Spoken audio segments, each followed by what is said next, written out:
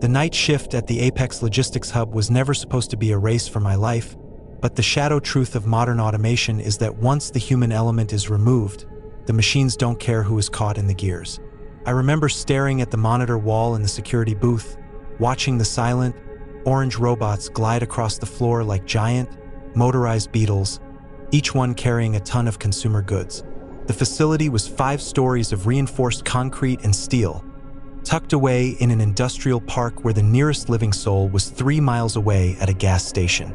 My partner, a veteran named Elias, had stepped out to do a perimeter check, leaving me alone with the humming servers and the flickering glow of 16 camera feeds. The first sign that something was wrong wasn't a scream or a crash, but a simple notification on the primary terminal. Override initiated. Manual control partition B. My heart gave a small, uneasy thud against my ribs because partition B was the high-security storage area, and only the floor manager was supposed to have that access code. I reached for my radio to call Elias, but as I pressed the button, all I heard was a flat, digital hiss that sounded more like a deliberate jam than a signal failure. That was when the lights in the security booth died, plunging me into a thick, suffocating darkness that felt heavy against my skin. I stood up, my chair scraping harshly against the linoleum floor, and I felt my way toward the glass window that overlooked the main warehouse floor. Usually, the facility was bathed in a dim blue standby light, but now, everything was pitch black except for the small, pulsing red status lights on the automated sorters. They looked like 1,000 tiny eyes watching me from the depths of the shelving units. I fumbled for my heavy-duty flashlight, the cold aluminum grip shaking slightly in my hand, and when I finally clicked it on, the beam cut through the dust motes like a blade. I stepped out of the booth and onto the metal catwalk, my boots ringing out with a rhythmic metallic clank that seemed to echo for miles in the empty space. Why hadn't Elias come back yet? The silence of the warehouse was usually filled with the whirring of fans, but now it was deathly quiet, as if the building itself was holding its breath. I started toward the stairs, intending to get to the ground floor and reach the emergency exit, but a sudden, loud mechanical groan stopped me in my tracks. Below me, the massive automated racking system began to move. These were shelves 30 feet high, mounted on tracks that allowed them to slide together to save space. They were moving now, closing the gaps between the aisles, creating a solid wall of steel and wood that blocked my path to the exit. This wasn't a glitch. It was a coordinated effort to box me in. I looked down and saw a figure standing near the control kiosk on the floor. It wasn't Elias. It was a man in a dark hoodie, his face obscured by the shadows, his fingers dancing over a tablet screen with the precision of someone who knew the system better than the designers did. "Hey, who are you?" I shouted, my voice cracking under the weight of the adrenaline flooding my system. The figure didn't look up, but a second later, the heavy industrial elevator behind me groaned to life. I turned just in time to see the doors slide open, but no one was inside. Instead, the elevator car began to descend on its own, and the overhead crane, a massive claw used for moving shipping containers, swung toward the catwalk where I was standing. The shadow truth hit me then. Someone had hacked the entire building's infrastructure, and they were using the 500-ton machinery as a weapon to hunt me down. I turned and bolted down the catwalk, the wind from the passing crane arm whistling past my ear as it smashed into the railing I had been leaning on just seconds before. The sound of twisting metal was deafening, a shriek of tortured steel that vibrated through the floorboards and into the soles of my feet. I didn't look back. I just ran toward the maintenance ladder at the far end of the bay. My mind was racing, trying to understand why this was happening. Was it a disgruntled former tech? Someone Elias knew? I reached the ladder and began to climb down, my breath coming in ragged, shallow gasps. Every time I looked down, I saw the red lights of the floor robots converging on the base of the ladder. They were forming a circle, their sensors locked onto my heat signature, waiting for me to step off into their reach. I stopped halfway down, hanging over the abyss, my flashlight beam dancing wildly over the polished concrete below. The man with the tablet was gone from the kiosk. He was somewhere in the darkness now, moving between the shifting racks. I realized then that he wasn't trying to kill me instantly. He was playing a game, forcing me into a specific corner of the warehouse where the heavy compacting machines were located. I had to find another way out, something the system couldn't track. I remembered the old ventilation shafts from the original construction. They were manual, unconnected to the smart grid. I climbed back up the ladder, my muscles screaming with the effort, and I scrambled into the narrow crawl space of the HVAC intake. The air inside was stale and smelled of ozone and old grease. I crawled on my hands and knees, the sound of my own heartbeat drumming in my ears, while below me, I could hear the heavy thuds of the automated racks slamming together as the intruder searched for me. The ductwork was a labyrinth of galvanized steel. I pushed forward, guided only by the faint light of my phone, until I reached a grate that overlooked the loading docks. From my vantage point, I saw a black SUV idling near the bay doors, its headlights cutting through the rain outside. The intruder emerged from the shadows of the warehouse, walking calmly toward the vehicle. He thought I was trapped in the compactor zone. He thought the game was over.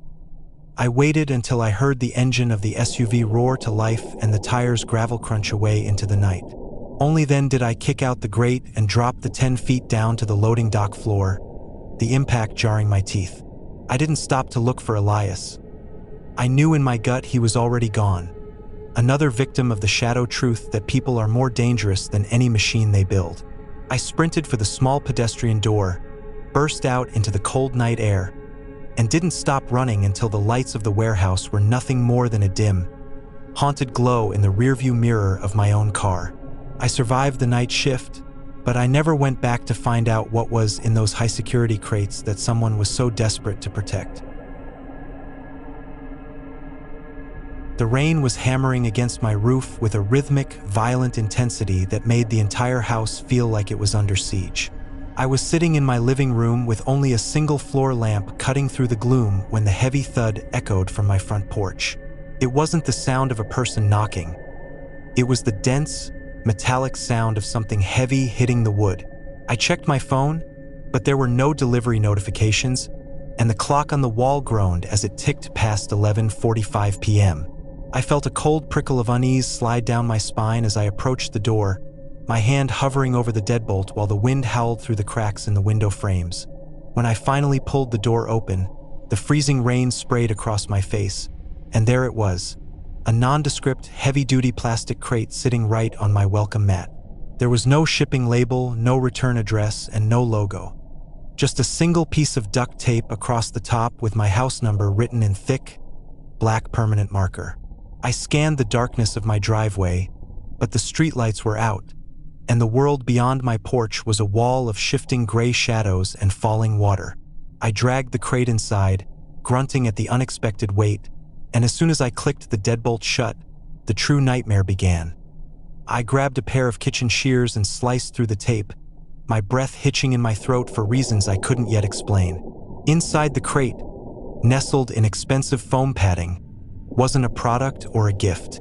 It was a collection of high-end surveillance equipment, a stack of burner phones, and a thick, leather-bound ledger. I opened the ledger to the first page, and my blood turned to ice. It contained a handwritten list of names, addresses, and daily schedules for every person living on my block, including me. My commute times, my grocery store habits, and even the fact that I usually left my back window unlocked during the summer were all detailed in neat, chilling prose. The shadow truth of the suburbs is that we are never as alone as we think, and sometimes the person watching you is closer than your own shadow. As I flipped through the pages, a small, encrypted GPS tracker at the bottom of the crate began to beep with a low, insistent pulse. A red light on the device was flashing rapidly, signaling that it had reached its destination. I realized with a jolt of pure electricity that this wasn't my delivery. It was meant for the house 3 doors down, the one that had been vacant for months but always had a clean black SUV parked in the rear. The realization had barely settled when a heavy, slow vehicle turned onto my street, its headlights switched off. I watched through the slats of my blinds as the dark shape crawled to a stop directly in front of my house. The engine didn't die. It just idled with a low, predatory rumble that vibrated in my chest. I knew then that the cleaner, or the operative who had dropped this off realized their mistake. They were coming back to retrieve the evidence of their surveillance, and they couldn't afford to leave a witness who had seen the contents of that ledger. I scrambled to the kitchen and grabbed my phone, but the screen remained black. The storm had knocked out the local tower, or worse, the people outside were using a signal jammer to cut me off from the world. I heard the heavy, deliberate crunch of boots on my gravel driveway. They weren't rushing. They were confident. They knew I was trapped inside with the lights on, a perfect target in a glass box. I shoved the ledger and the phones back into the crate, my hands shaking so violently I nearly dropped the shears. Think. Just think.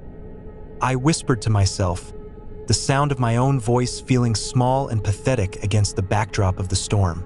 I couldn't run out the front, and the backyard was a fenced-in trap. I remembered the crawlspace access in my hallway, a narrow, cramped hole that led under the floorboards of the entire house. It was filthy and terrifying, but it was the only place they wouldn't look immediately. I heard the sound of a glass cutter against my front window, a high-pitched, screeching protest of material being violated. I didn't have seconds. I had fractions of them.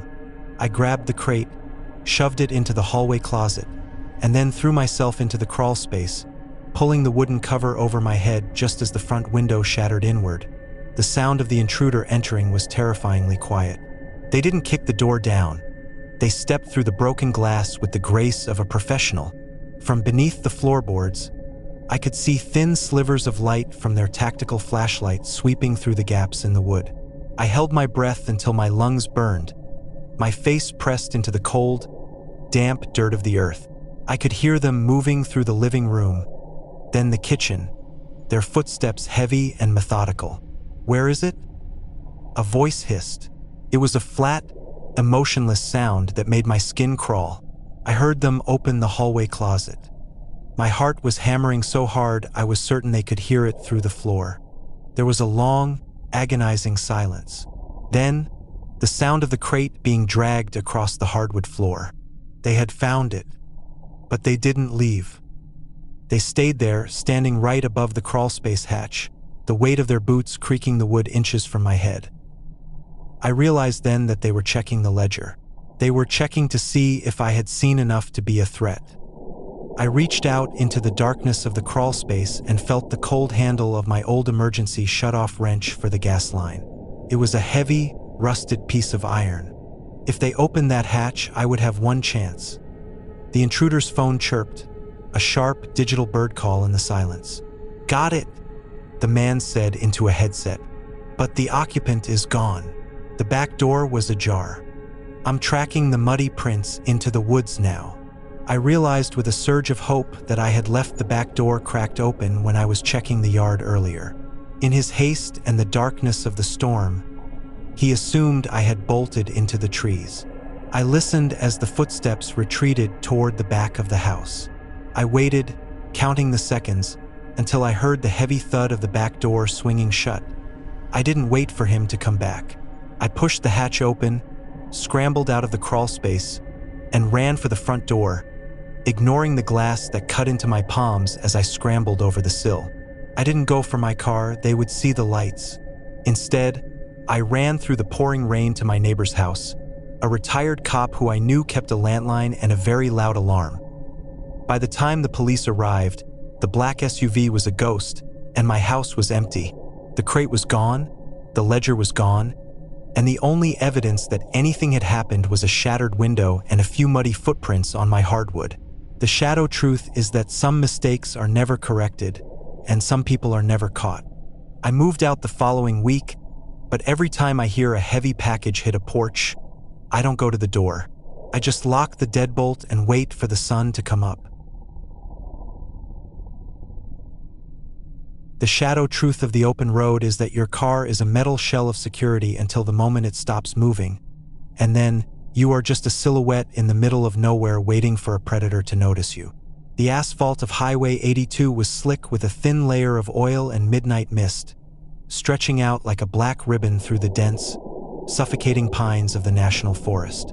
I was 3 hours into a cross-country move, my entire life packed into cardboard boxes in the back seat, when the steering wheel began to shudder violently in my grip.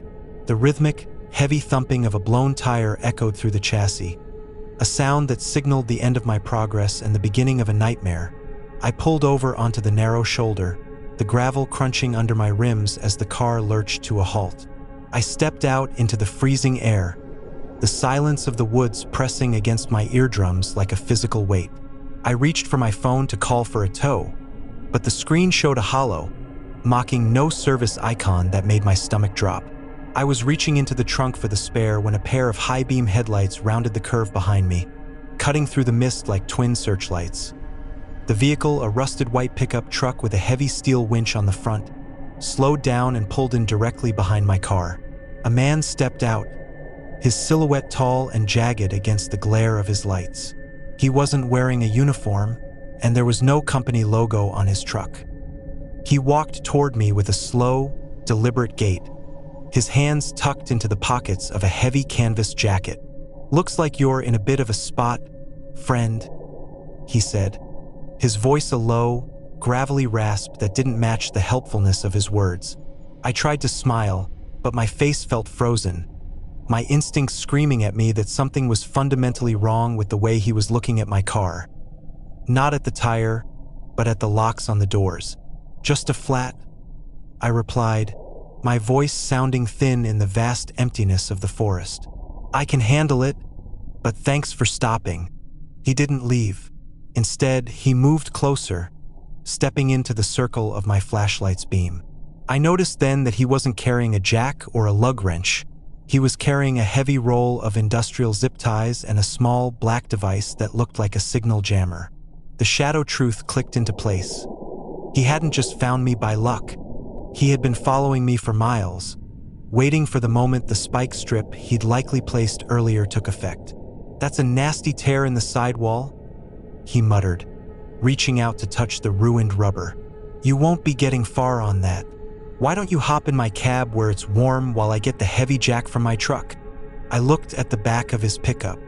The bed was covered with a locked steel canopy, and I could see the glint of chains rattling against the floorboards. The air between us turned electric with tension. I knew if I got into that truck, I would never be seen again. I stepped back, my heel catching on the uneven gravel of the embankment. "I'm fine." "Really?" I said, my heart hammering a frantic rhythm against my ribs. "I'll just wait for the police patrol. They should be by any minute." The man's expression shifted instantly. The fake neighborly mask dropped, revealing a cold, predatory hunger in his eyes. He realized I had seen the gear in his truck. He didn't say another word. He just lunged forward, his hand snapping out to grab my jacket. I twisted away, the fabric tearing as I scrambled toward the driver's side of my car. I dived into the front seat and slammed the lock button, the mechanical click sounding like a gunshot in the quiet cabin. He was at the window a second later, his fist pounding against the glass with a terrifying rhythmic thud. He wasn't shouting, he was just focused, his face pressed against the pane as he looked for a weakness in the seal. I fumbled for my keys, my hands shaking so much I dropped them into the dark crevice between the seat and the center console. "No, no, no," I whispered, tears of pure terror stinging my eyes as I felt around in the crumbs and dust. Outside, I heard the metallic screech of a pry bar being jammed into the door frame. He was going to peel the door open like a tin can. I finally felt the cold metal of the key ring and jammed it into the ignition. The engine roared to life, the dashboard lighting up like a Christmas tree with warning lights for the flat tire. I didn't care about the rim. I didn't care about the car. I slammed the transmission into drive and floored it. The car lurched forward, the flat tire flopping and screaming against the pavement as I accelerated. I looked in the rearview mirror and saw him sprinting back to his truck. Within seconds, his high beams were blinding me again, tailgating me so closely that his winch was inches from my trunk. He was trying to ram me off the road, to push me into the deep ravine that lined the highway. I drove on the rim for 3 miles, the smell of burning rubber and hot metal filling the cabin. The vibration was so intense I could barely hold the string, but I refused to stop. Up ahead, I saw the faint, flickering neon sign of a 24-hour truck stop. A beautiful, glowing oasis in the dark. I swerved into the parking lot, the ruined will finally seizing up and sending me into a skid that ended right in front of the main entrance. I honked the horn continuously, the blaring sound echoing off the storefront. The man in the white truck didn't slow down. He saw the cameras, he saw the witnesses coming to the windows, and he simply kept driving, his taillights disappearing into the mist of the highway. The police found the spike stripped 5 miles back, along with the remains of a cell phone jammer tossed in the weeds. The shadow truth of that night stayed with me long after the car was repaired. Not everyone who stops to help is a savior, and sometimes the road is only as safe as your ability to keep moving. I never drive through the forest at night anymore. I'd rather lose a day of travel than lose my life to a good Samaritan with a truck full of chains.